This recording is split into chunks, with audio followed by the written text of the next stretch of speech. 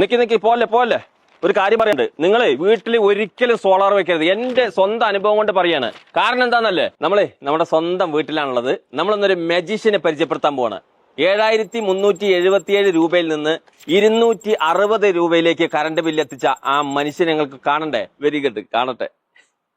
ഇതാണ് ജിഷ്ണുഭായ് നമ്മളെ വീട്ടിൽ സോളാർ വെച്ച് തന്നത്. അപ്പൊ സോളാറെ കുറിച്ച് ഒരുപാട് സംശയങ്ങൾ ഉണ്ടാവും ഒരുപാട് ആൾക്കാർക്ക്. അതൊക്കെ നമുക്ക് ഒന്ന് എക്സ്പ്ലെയിൻ ചെയ്ത് കൊടുക്കണം നമ്മളെ വീഡിയോ കാണുന്ന ആളുകൾക്ക്. ചൂട് അറിയില്ലേ, പാലക്കാടിന്റെ കടുത്ത ചൂടാണ്. നമുക്ക് ഉള്ളിലിരുന്നിട്ടേ സോളാർ വെച്ചുകൊണ്ട് എ സിക്ക് ധൈര്യം ഇടാലോ. എ സിയിൽ ഇരുന്ന് സംസാരിക്കും. എന്താണ് ശരിക്കും ഇക്കയുടെ സംശയങ്ങൾ? എന്ത് സംശയം ഉണ്ടെങ്കിലും ചോദിച്ചോളൂ, ഞാൻ ക്ലിയർ ചെയ്ത് തരാം.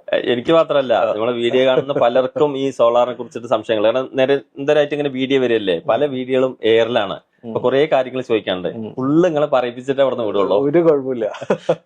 സത്യത്തില് സോളാർ വെക്കുമ്പോ ബില്ല് ഇത്രത്തോളം കുറയുന്നൊന്നും എനിക്ക് അറിയില്ല കേട്ടോ. ഞാനത് സത്യത്തിൽ വിശ്വസിച്ചില്ല. കുറെ വീഡിയോസുകളൊക്കെ കണ്ടിട്ടുണ്ടെങ്കിൽ കൂടി ഇത്രമാത്രം അതിന്റെ ഒരു ബെനിഫിറ്റ് കിട്ടുന്നുള്ളത് ഞാൻ ഈ ബില്ല് വന്നപ്പോഴാണ് ശരിക്കും ഹാപ്പി ആയി എന്ന് പറയാം. അപ്പോ എന്തിനാണ് ശരിക്കും സോളാർ വെക്കുന്നത്? നമ്മൾക്ക് വർദ്ധിച്ചു വരുന്ന നമ്മുടെ ഇലക്ട്രിസിറ്റി ബില്ല്, ഇപ്പൊ നമുക്ക് ഇപ്പൊ എ സി ഇല്ലാത്ത വീടുകൾ വളരെ ചുരുക്കമായിരിക്കും. എ സി ഇല്ലാതെ പാലക്കാട് പോലെയുള്ള ഒരു ജില്ലയിൽ താമസിക്കാനും കഴിയില്ല എക്സ്ട്രീം സമ്മറിൽ.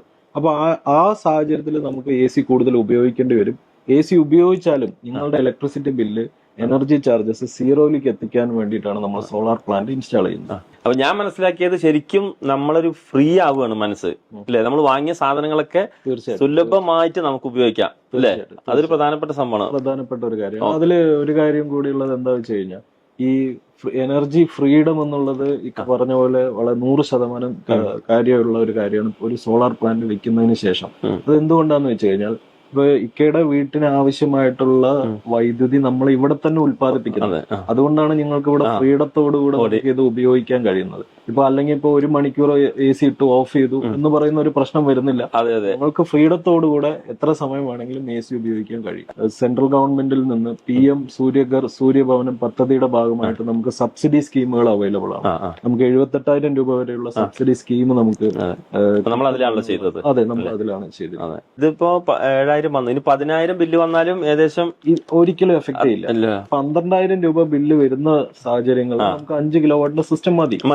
ഇപ്പൊ ഒരു സാധാരണ വീട്ടില് എത്ര വെക്കേണ്ടി വരും? ഒരു സാധാരണ 6,000 രൂപ വരെ ബില്ല് വരുന്ന ഒരു സാധാരണ വീട്ടിൽ മിനിമം 3 കിലോവാട്ട് ഇൻസ്റ്റാൾ ചെയ്താൽ മതി.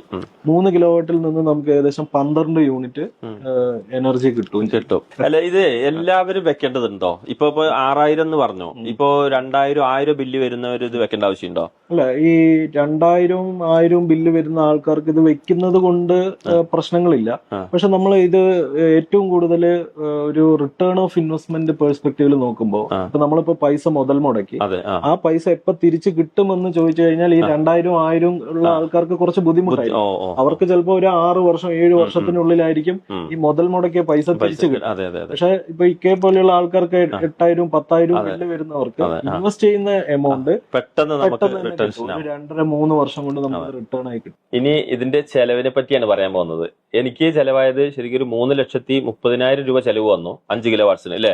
നമ്മൾ വെച്ചത് അതിൽ 78,000 രൂപ സബ്സിഡി കിട്ടി. എല്ലാവർക്കും ഇതേപോലെ തന്നെയാണോ ഈ 5 കിലോ വാട്സിന് വില വരിക?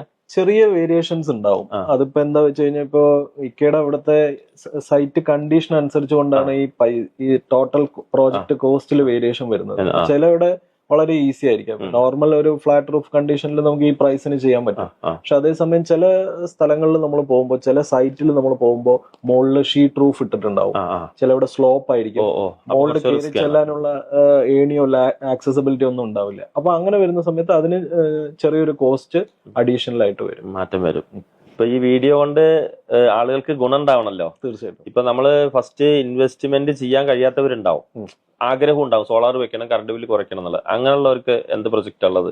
അങ്ങനെയുള്ളവർക്ക് നമുക്ക് ഇപ്പോ ഇക്ക പറഞ്ഞ പോലെ തന്നെ നമുക്ക് ചെയ്യാനുള്ള ഒരു കാരണം എന്താ വെച്ചാൽ, ബാങ്ക് ലോണിലൂടെ നമുക്ക് ഈ സോളാറിന്റെ പ്രോജക്റ്റ് വളരെ സക്സസ്ഫുൾ ആയിട്ട് നമുക്ക് ഇംപ്ലിമെന്റ് ചെയ്യാൻ പറ്റും.